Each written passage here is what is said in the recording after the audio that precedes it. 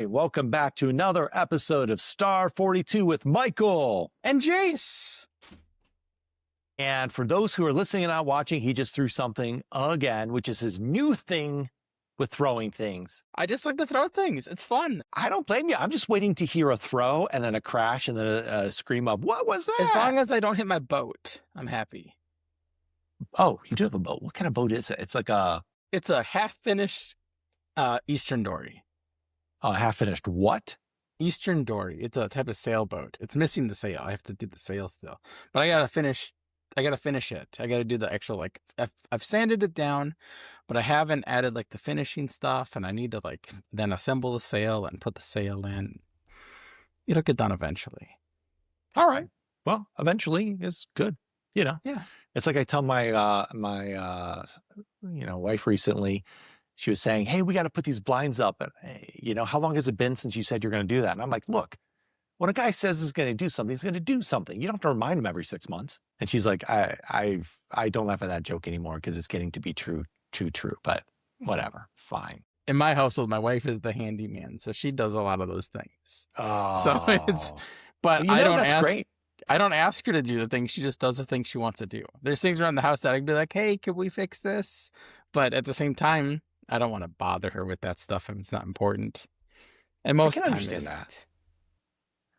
All right, great. Well, it is January 27th, and technically, so our last two episodes, of which one was published, one is going to be published, and then this one, the last two episodes, we had to break into part 1 and part 2. So I think technically, this is going to be episode 16, but I think we're going to post it as episode 15. But right. Anyway, it's January 27th. 2026. And this past Friday, I just returned from ServiceNow Sales Kickoff. Bum, bum, bum. I don't have any, we're poor and we work, so we're not going to have special effects. But needless to say, that was one topic we wanted to talk about because I can give my wonderful impressions of it, how great it was. And, I've never been to Sales Kickoff. I've heard about it because I've had things presented there that I made once. Yeah, I told you. Cool. I told you. Multiple people told me. Yes. So I thought that was kind of cool. So I have to be careful because at Sales Kickoff it is, and for those who don't know, a sales kickoff for an organization is basically saying, hey, we are going to get the sales people together. And oftentimes that includes partners who are part of the sales organization. And we are going to spend a couple days talking about the latest and greatest of this product, our messaging for the year, what we're going to focus on. Oftentimes there's this, a presentation by the CEO to really get you excited and pumped up for stuff. And I think when I started in my current employer, which you know who it is, but I'm not saying it anyway for whatever reason, the sales kickoff was a few hundred people and it was in Arizona and it was a very tight-knit group. And now we are for ServiceNow Sales Kickoff, it's like maybe 8,000. And for a little bit of reference, I remember Nulledge 12 in New Orleans was around 3,000 people for the Nulledge. So needless to say, it is a huge event at Mandalay Bay. I'd be very curious what the statistics are of like partners who are there versus employees who are there. But I doubt that I'd be able to find any reasonable sources that would share that data with me. But I know there's 2,000 plus partners. There's a lot of partners. So, I mean, if half of them sent 2 people, which is not unreasonable, right? A good amount. That'd be 4,000 people. Yeah, but I think a lot of smaller partners, boutique partners, are not sending people to the sales kickoff because I think in order to attend, there is a cost to it. Oh, of course. Flight, hotel, and maybe even ticket. Yeah. Yeah, there's a ticket. Yeah. And also I did overhear at a dinner, like one partner say, oh, I think it was this person, not the partner in general, but they said, yeah, I'm not officially attending. I'm here for the dinner to take the salespeople out. So I'm sure just like Nulledge, there's a lot of people that come that don't buy the ticket. Right. But, the other thing that I've noticed in Vegas, and we've been talking about this, for those who go to Vegas regularly, is Vegas nowadays, number one, is really expensive. And it's not like hey, we're going to give you like cheap compensation for you to come spend money gambling or to see shows or whatever. It is now like an expensive, hey, hotels could be $600-$700 a night. And also, I've noticed this, Vegas is not the party town like it used to be. It used to be no matter what day of the week it was, Monday, Tuesday, Wednesday, whatever. If you're out on the strip at 12, 1 a.m., it was still partying. People were still on about. I mean, And now, is that Vegas though, or is that the company we keep? no. I'm just saying, like, even just going out, like if you're out walking on the strip, which I have at 2 a.m. and sometimes during the week, it was always tons of people around, going from like one hotel to another hotel bar, whatever. But now it's totally dead. I mean, I don't know that I agree with that entirely. Because like when I would stay on the new strip, I felt it was quieter later. But on the old strip, always busy. I don't know, Vegas Boulevard or whatever, the main strip. Yeah. I mean, you're talking the strip with Aria and the Venetian and all that stuff. That's all the new strip. I don't know. I wasn't there in the old times, so. No, the old strip still exists. It's like a mile away. Really? There's 2 strips? I didn't know that. But yeah, there's another strip. You haven't been there? You should go there. Like, I think I've heard people who go there and it's like interesting. It's just different. That's all. Well, and anyway, I'm used to their conferences I've been at, which are during the week, by the way. Yeah. Especially before COVID. 12, 1, 2 in the morning, there were still tons of groups of people around. You're probably right. And now you can be there 1, 12, even 12, which I don't think is that late for Vegas. The strip will just be totally dead. Now, part of it is they've done a really good job of building all these bridges over Las Vegas Boulevard, where now there's no one crossing the streets. But still, I've just, in the past few years, I've just floored by how dead it's been. Maybe the weekend's different. I don't know. I can't imagine being much different because a lot of people are there at, for conferences and stuff, but I don't know. I have no idea. So I don't know, but needless to say, Vegas is not what it used to be is what I'll say. Vegas is not what it used to be. Even though it's needless to say, I'm going to say it's not what it used to be, which is fine for me because like I was in bed 9:30, 10 o'clock at night. Like I went out to dinner and the dinner went really late. And like, I think I got out by like close to 10:30, 11. And I ran into this group of people and it was ladies and they were just dressed to kill. It was like, wow, they're going to go get their party on. And then one of them turned around and was like, Slobodnik. I was like, oh, I know this group. And then I'm like, oh, these are my coworkers I have not seen in a different light. And they're like, come on, we're going to whatever. And I'm like, no, my bedroom up that way. Good night. Yeah, you should have went with them. I had a flight the next morning. Seize the moment, man. I've seized the moment enough. I'm like, nope, I'm going to bed. I was in bed. I could tell you I drank half a glass of wine, half a beer the whole time. I have to be careful with how I say things around some people. Like, I think about things like this may be the last time I see this person. So often. So when I see something like that, I'm like, I should really be part of that. I mean, not like they're gonna be gone, but last time I might work with them. Last time they might work with me. I understand that, but like, yeah, like at Nulledge, for example, texting and like, oh, I get to stay up late and talk to Jace. All for that. All right, but like people were going out to the club, Hakkasan, whatever, and MGM Grand. And I was like, loud music partying. So I was just like, no, I'm already beat. And this is the thing I've noticed about myself. I swear I got to be autistic. I don't have a diagnosis, but I swear I am.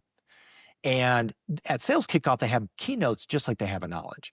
And you go into these big arena, thousands of people, just like Nulledge, and they have all these big bright lights on you and loud whatever because they're trying to pump you up. I'm sitting there with earplugs and sunglasses. And we had 2 days of keynotes. And the first day, I'll be honest, was like, vibe's not feeling it. Like people weren't whatever. The second day was kind of some of the same stuff, and they were showing things. I'm like, all right, cool. Like I already know this. Like I already know how ServiceNow is. This is not surprising to me, I guess. Maybe I'm just whatever. I've been around so long. The only thing I really enjoyed from that set keynote was Bill McDermott. Just his mannerisms, the way he tells stories. He gets up there. Yeah, you're like, yeah, Bill, man. Yeah. He's a ball of energy. He's full ball of energy, but just he's very authentic the way he talks. He's really like, yes, I believe what you're saying. And also, what I've seen with customers in the industry and everything, it aligns with what I've seen. Stuff he's talking about with AI, I'm like, hey, I wrote about this in blogs in 2013. Autonomous IT that we're now starting to talk about. I'm like, I wrote about this now. I did say Google is probably the one to bring it to the table. So I missed that boat, missed that Well, prediction. But needless to say, I was writing about and thinking about that of like, how can AI just start to see patterns and run things automatically? So the Bill McDermott part was the best. The problem was it was at the end. And personally, for me, with the energy I get out of it, I could have gone to that and been fine. A lot of the other stuff, I get the messaging. I think it's great. But when I'm sitting there for like an hour and a half, 2 hours with bright lights on me, and I was wearing sunglasses and earplugs, by the end of it, I'm like, oh my God, it's like 11 o'clock in the morning and I am so exhausted. And I got an 8 hours of sleep and didn't drink. The overwhelmingness of it is so exhausting, and all the people and the noise in Vegas. And, that's the part that gets me, where I come home and I'm like, I'm exhausted, and I slept, I didn't drink and didn't party, and drink a lot of water. But it was cool to see the messaging. And by the way, Dave Wright did get up and talk about like what he sees as innovation, which was the same presentation he called you out, your name out a few years ago. His stuff was awesome too. The stuff was like, whoa. Yeah. Thinking about AI could be so dynamic that it could create things for you of UI components right when you're just asking it questions. And I'm not going to say more about it because that's coming. I don't know if it's coming or not, but ideas about what it means with AI and platform and user experience completely turning on its head of what we used to think. So that part was exciting. Dave Wright, Bill McDermott, two best. If you go to Nulledge, hear them speak. Everyone else, I think it depends on your cup of tea. I mean, speaking of people speaking, right? You have also Nulledge is coming up, like ServiceNow's official Nulledge. Nulledge is coming up. That's right. How's that going? There's Nulledge and there's Nulledge. So Nulledge. Wait, which one are we talking about? ServiceNow's official Nulledge. Oh, May Nulledge. May Nulledge is coming up, and they've released 240 of their sessions. Yes. So that's exciting. And there's only like 30 of them or 40 of them that are just ServiceNow talking. Well, some of them I don't have it filtering properly to see it. But anyways, there's a bunch of customers speaking, and some of the stuff isn't about AI, which I'm excited about. Don't get me wrong. I think AI is fantastic. I think AI can be used in great ways. I just think that it needs to be positioned in a way that seems valuable to everybody. And I don't think it's I agree. Yet. I agree. And before we get into that topic, the last thing I have to say about Sales Kickoff, which did have a lot of great stuff. I'm not poo-pooing some of those keynotes. I'm just saying, hey, for what I got out of it and the overstimulation, not all of it was the best in that regard. But I will say this, they had Weezer. So during the McDermott era, he's all about concerts. And I have spoken of not being very happy with some of those, with the Knowledge Conference, you and I, that's how this stuff started really. But I will say this, they had Weezer for Sales Kickoff. And Weezer, I have an emotional attachment with, because when I was like 15, a loser in high school, somehow I got like their Blue album and it like just connected with me. And so like, there's that emotional attachment of like, oh, I can listen to music instead of, I don't know, going psycho, what kids started to do shortly after. And so I was like, yes, I've wanted to see these guys in band for like 30 years. And the lead singer, by the way, I found out his father passed away like 11, 12 days ago. Oh no. So I know. So I found this afterwards where I was like, oh man, thinking about him playing, he was probably not like in the best mood to play, which, I mean, they did great. It was an awesome concert. And I got to give really big credit to that guy. Cuomo was his last name. I don't remember his first name now, that he still went up there and performed. And yeah, I don't think he was most excited, but look, Weezer is a Gen X band. If they come out kind of like pissy, whatever, not wanting to do something, that's the whole vibe in my opinion. And it actually works well. And I was right there in the concert the whole time, jamming. I got a guitar pick. Look, there it is. Nice. Was it at the Sphere? No, it was just in the arena at at the main event. They would not have packed the Sphere like that. And honestly, for someone like Weezer, I mean, I think they've played at the Sphere, but I just feel like if I want to relive like more of those 90s Gen X concert days, the Sphere is not it, people. I'm just wondering what venue they were at. No, they were at like the Bud Light Arena in Mandalay Bay, which, there was still a lot of room. Like they had limited floor spacing, and I was right there. There was like the gate to the stage, one lady, and then me, and so I was right up there. And of course, I'm really tall, so I don't know who was behind me. I feel sorry for them.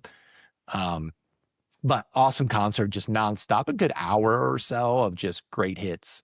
And like I said, was more of that, the Sphere, I get Gen X playing in the Sphere, but I also feel like, Gen X was always the anti-society, anti-norm kind of generation.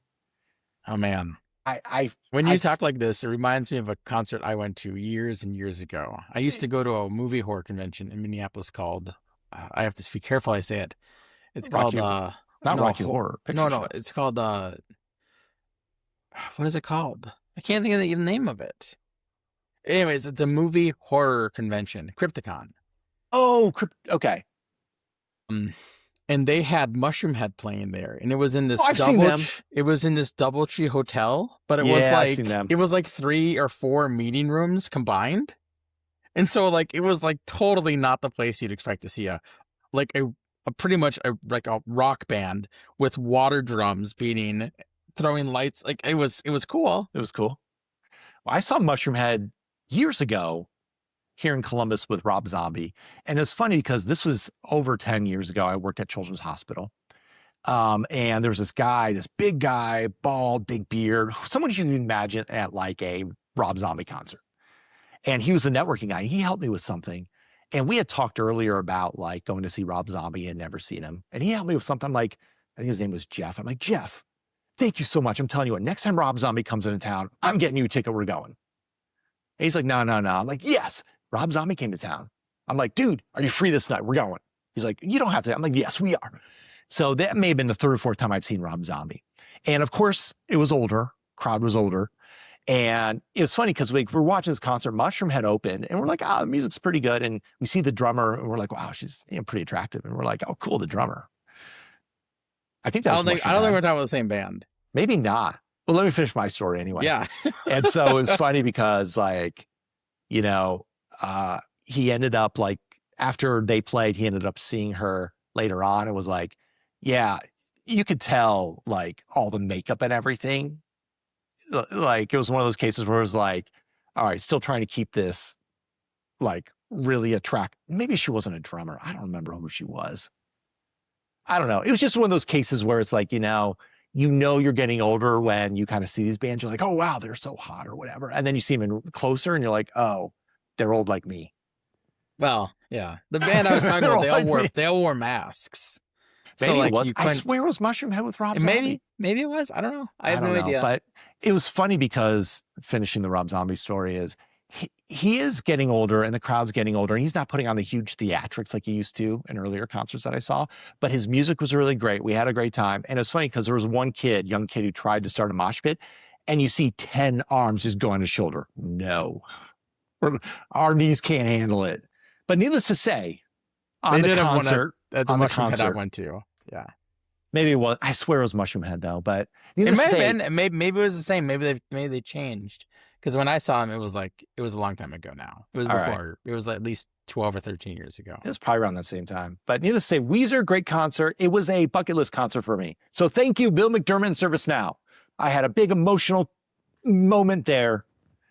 And I was glad I went. I'm glad I stayed for the concert. And I only have one more bucket list concert of my life that I wanted to go. 9 Inch Nails, February 20th, Schottenstein here in Columbus, Ohio. No one wanted to go with me, but I got pit tickets. I'm going to pay for it. And I'm excited for that because I've never seen them in concert. I love Head Like a Hole. That's a great song by 9 Inch Nails. I hope they play it for you. Play it. One more question about SKO. Did you get to connect with your coworkers or other people you were hoping to see? Because in my opinion, those events that's the biggest draw for me. It's seeing the people and seeing them in person. Yes. Being able to talk to them and connect with them at least briefly in person. Absolutely, yes. And the nice thing about Sales Kickoff is it's mostly internal. So you're meeting people for the first time, even though you may have been in meetings with them, catching up with a lot of people I caught up with. There were some people I didn't get a chance to connect with because like Nathan Firth. I think from Awesome.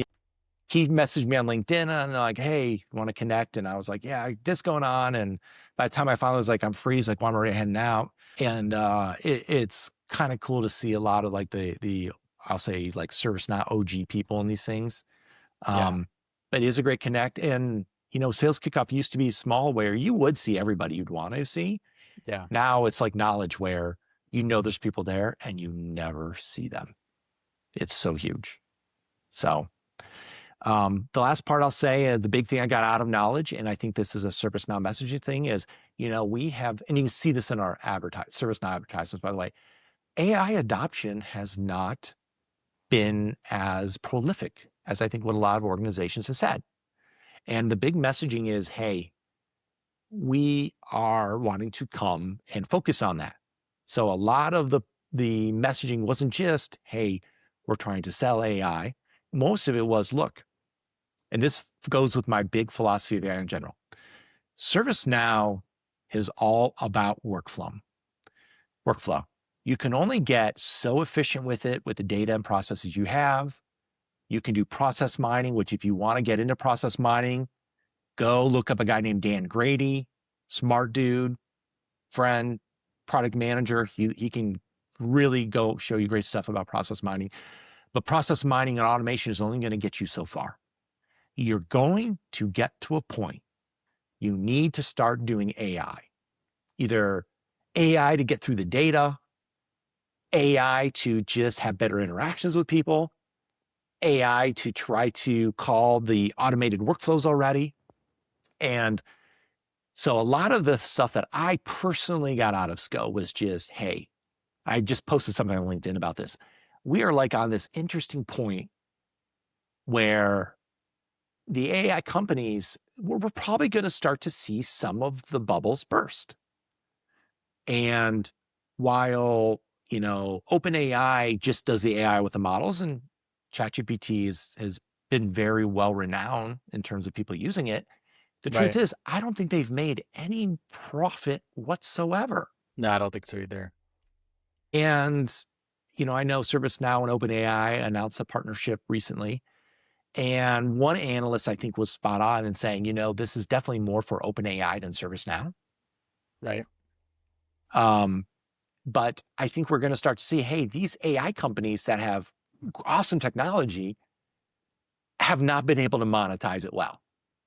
I mean, there's something to be said about a company that's profitable. Yes.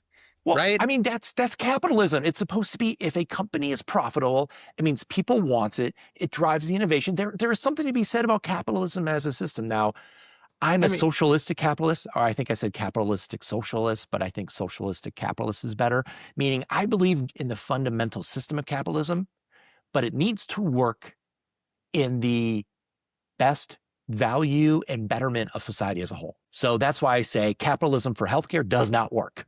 It destroys society. I've been playing a lot of StarCraft lately. And so, like, if I was to think about what AI is in the StarCraft tech tree, it'd be like Zerg faster movement for flying overlords. But also you have the Terrans with like the Marine. Yep. Which is a basic unit. The man in the trenches, by the way, the Marine, the basic unit. Yep. And a Marine, Terran, who knows how to really utilize Marines can actually beat Zergs in a Marine rush.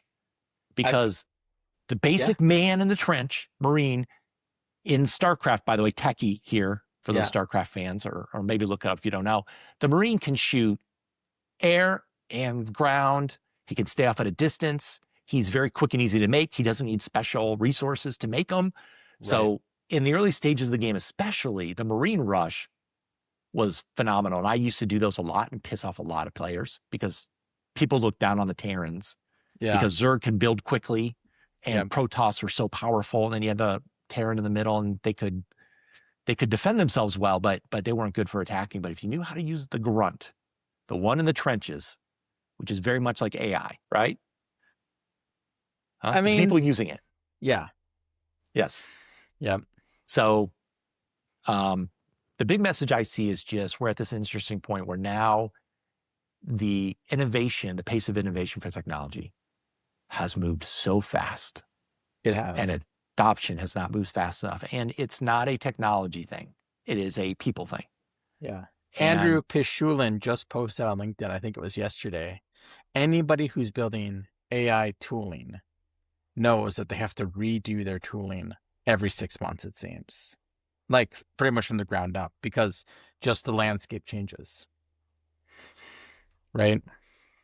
And he's not wrong. Like, if you're not at least rebuilding, you're at least looking at and evaluating the new ways of doing it. Yes.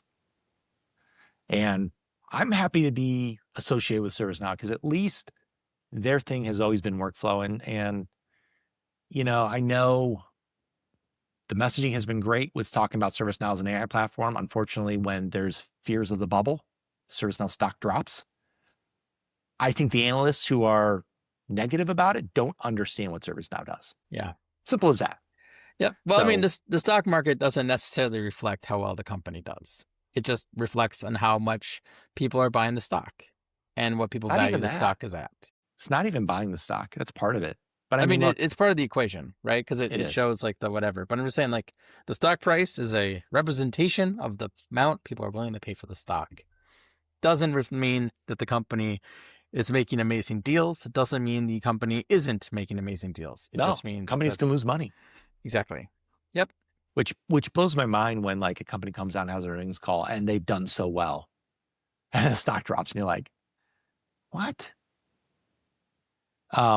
Needless to say, I'm not a financial analyst or anything, but if ServiceNow stock is dropping, that's fine because I'm gonna get some of it. And the thing that I always say is, look, if the AI bubble bursts, a lot of the enterprise platforms out there, the ServiceNow, Salesforce, Microsoft, of course, they're going to be okay. Right. I mean, they have other things. They have other things. Yeah. But the OpenAI is going to take a hit. What else? I don't know what else. Anthropic, Claude. Yeah. I mean, all the ones that are selling their own hosted versions will probably take a hit. But at the same time, many of them are part of other tools now and workflows. And companies, and not even companies, but like even open source projects like OpenCode and ClaudeBot. Have you heard about this ClaudeBot? I haven't looked it up yet. Tell me more. So it is dangerous, but it is very exciting. It promises to give you that personal AI assistant that can do the things that other AI things can't do. I gotta look this up now. Because you hook it on, you can install it on a computer, and you can have it use a Chrome extension to use your web browser. You can have it read your email. You can have it send email. You can have it look at LinkedIn because it's using that browser extension. You can have it. And that's the automation we need. Right. So ClaudeBot is like where it's at, but there are some things you just got to be very careful about because like if you hook it into these things, it can do stuff you don't want it to do. Right. Mm-hmm. And that's the security mindset of it too. You just got to be aware that it can be dangerous. But ClaudeBot promises these things. I tried it out the other day, and it was very interesting. I threw it up on a virtual private server on Hetzner, and I couldn't get the browser thing to work because to get it to work, you need a computer with a browser, and that was a headless Ubuntu server, right? That's not going to fly up there easily. But at the same time, like, yeah, okay, it does a lot of the things it says it does. That's interesting. So is this something that runs model locally as opposed to in the cloud? Like what's you connect it to the model you want to connect it to? Okay. So the model's in the cloud. You can choose to connect to a cloud model. You can choose to connect it to a self-hosted model, which I think is the way to go. I know that Cloud Code is all in on owning your whole, people who are using Cloud Code are all in on folks working just in Cloud Code, the terminal user interface, the 2E. But you can't leave Cloud Code to try out like the new ChatGPT Codex or whatever it is, or the Mistral, whatever their latest thing is, or Qwen 3 whenever it comes out, or whatever they have, right? These different other models. Yeah. And I think that that's a very wise decision on their part, but very bad for users, because I think when you remove the ability for users to choose what they're going to use, they don't have all the options on the table to pick it, to buy what they want to buy, right? Unless it's Apple, people will just buy Apple even though there's no other options. Like, I mean, there's other options, but I always complain about Apple with this. Like, you have Apple. I mean, we're an Apple household. Look, like I have phones. a Mac, and I've had one iPhone before, and if the technology is great and it works for you, it works for you. But when you look at the innovation, what Apple has, and this is my gripe with them, once again, tangent. I'm a father of teenagers, and the Apple parental controls suck big time. And because I don't have an Apple device, I can't download the app to do it. Number one is an issue in my mind. And then number two, the whole blue bubble iMessage thing, Tim Cook came and said, well, that's our differentiator, like locking people into this messaging. I'm like, all right, if that is your differentiator as technology, and you got nothing else to offer, you kind of lost your edge of innovation here. Like you're done. I mean, you're not wrong. Parental I'm not wrong. controls, those, they suck on all the things. They suck No, on Android too. I had them on Android. They were way better on Android. And the biggest thing is, I'm just a much bigger advocate of physical removal of devices. I agree with you as well, but trust me, Android, number one, they worked. Apple, there's stuff where like, why isn't this working? It breaks constantly. So Android, number one, worked. And number two, you did not need an Android device to run the controls. You could get an Apple and run the Google Family app and still have control. And that's the thing. Yeah. Apple takes away choice,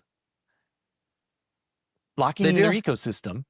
And They do. I understand part of it is, hey, things are going to work better on Apple.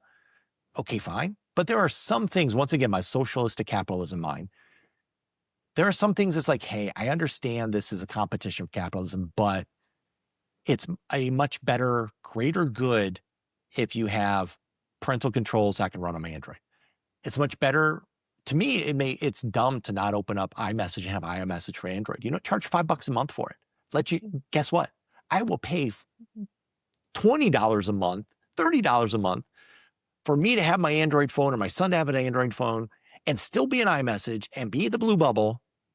Is only an America problem, by the way. Outside of America, they use other apps. For some reason, Americans are lazy. They won't download WhatsApp. I'm calling that out, by the way.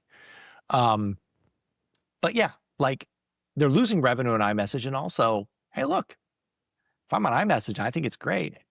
On Android, maybe I'll be like, maybe I'll try iPhone instead. Like there's just such a loss in that case. Yeah. Yeah. I mean, I would love to go back to Android, but we're just in the ecosystem. It doesn't Exactly. make You're sense. locked in the ecosystem. It doesn't make sense to move But guess out. what? Google stuff, YouTube Music, you can get on Apple. Google parental controls, you get on Apple. Yeah, I walked away from Google a long time ago. I'm not going back. Nothing wrong with their services. I mean, a lot of the things still work if they don't kill them. That's true. That's another problem.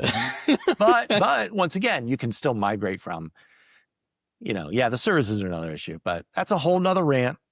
Point being is if locking people in your ecosystem is your innovation, come on, man. You're not innovative anymore. Not wrong. You could expand that to include other things like. Well, Apple's the one I'm picking on, but yes. Yes. I'm going to just leave that where it's at. But yeah, so I'm anyway, glad you had a great time at Sales Kickoff, man. That's awesome. Thanks for giving me the lowdown. I appreciate that. It's like I went there. Exhausting, great messaging, adoption, using AI. We're at a precipice. Yeah. We got to get people working better because my big thing is, man, demographics, we have a shrinking workforce. There's no way hiding it. Like, people aren't having kids, and I understand it's expensive to have kids. Until that changes, healthcare, food, living, and education, those are the four most expensive things we have in society now. Until those drop down, we're going to have less people. Simple as that. Yeah. Well, socialistic capitalism. That's my system. I think we should go that way. Well, ServiceNow keeps dropping more sessions for their Nulledge event in May. Yes. For Nulledge, we've gotten I've gotten 7 submissions for Nulledge Alpha, so that's exciting. I haven't reached out to them and confirmed dates and times with those folks yet, but I'm going to be reaching out to them here soon after the submissions end date comes, which I think is in a few weeks. Or no, I think it's in March. Oh, is that in February 5th? Oh, I got to sign up for that. It's just going to be the speed networking. So it's just a little tiny 90-minute event. People can pop in and then speed network with other individuals, get that social bit in that they want to get in or not if they don't want to. That's up to them. But I'm excited to have it. And I'm excited to say I've got my first sponsors, still figuring out how to get them to do stuff. So I'm golf clapping if you're not watching. You got a sponsor. All right. Yeah, I got a sponsor. Genus Technologies. They're sponsoring Nulledge Alpha. So I'm excited to get all their signage up and start talking about their things. That's great. That is fantastic. I don't know. Should we try to find a sponsor for this podcast? I don't know if anyone would want to be associated with some of my comments. Well, I mean, if people want to give us money to help offset the cost of running this, I'm all about it. It's just you offsetting the cost for me, so I'm just kind of mooching on your stuff. But it's like I don't know, $30 a month or whatever. It's fine. Yeah. I just got to figure out how to get this working better with posting. Where like, for those out there, we've kind of been trying to figure out how to best to distribute the podcast, and like posting on YouTube works great because YouTube to me is everywhere. Wonderful, but we're trying to get in the podcast apps. I don't have an account for Apple Podcasts, so either I'm going to have to bite the bullet and get an account, or maybe Jace, you'll have something. And then I did get it published to like the YouTube podcast stuff, but it's like not showing up in my YouTube music. I'm like, I should probably read this great book by the smart guy called Podcasting for Dummies. I bet the latest edition has information on there. I should also read this book. We did have the author of it on this podcast. We did have the author on there. And he did help run an event last year with me. Nulledge. Yes. The OG Nulledge. All right. But yeah. Well, I'm super excited, man. Thanks for talking about the sales kickoff. I'm glad we got to talk about Nulledge and Nulledge. They're both coming up. I don't know if I'm going to either. I'm going to Nulledge for sure. I don't know if I'm going to Nulledge. So I don't know if I'm going to Nulledge either. Yeah, we'll see. We'll see what happens with the cards, so how things play out. But I'll probably know by next episode, I bet. All right. Well, until then, this has been Michael and Jace. Have a good one, everybody. Bye for now.